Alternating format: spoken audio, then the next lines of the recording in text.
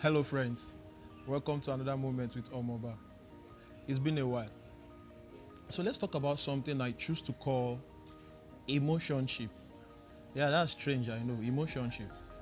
Our emotions are basically reactions to what our partners bring to the table.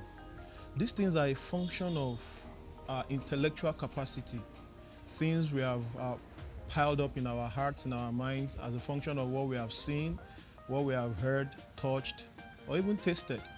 There's a way our minds are so respond to these things. Emotions are reactions to certain factors that affect our person and our personality, especially in the context of a relationship. So emotions can either be positive or negative.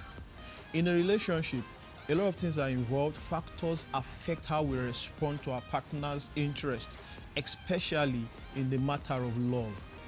Now, I said emotion can either be positive or negative. What do I mean? When we allow our emotions overwhelm us too much, it tends to go the negative way. A man who can guide or guard his emotion is a person who can lead a city. In fact, such a person is greater than the leader of a city. So when emotions tend to be negative, they take us into what I call toxic relationships. Toxic relationships. These are relationships that bring everything poisonous to the table. Everything surrounding that relationship, the product, the results between partners or spouses tend to become negative or poisonous. Now, for example, when a lady sees or finds herself in a toxic relationship, control sets in, pressure, humiliation from the other partner. And mind you, not just ladies, even men suffer toxic relationships sometimes. When a lady begins to see a man like a source of income, like an ATM, then it becomes toxic. So how do you then escape a toxic relationship? One, you need to understand that you shouldn't allow your emotions overwhelm you, especially negatively. What exactly did you find interesting in that partner that got you attracted? We look into those such a thing, then you tend to find a common ground. When you learn to appreciate differences and then recognize similarities between you and your partner, then you can keep your emotions in check.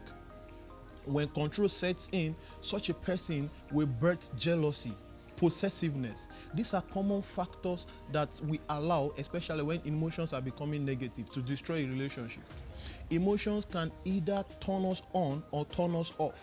So you need to understand what the love language of your partner is to avoid you allowing emotions overwhelm you. For married folks, for example, of course, this does not concern the single.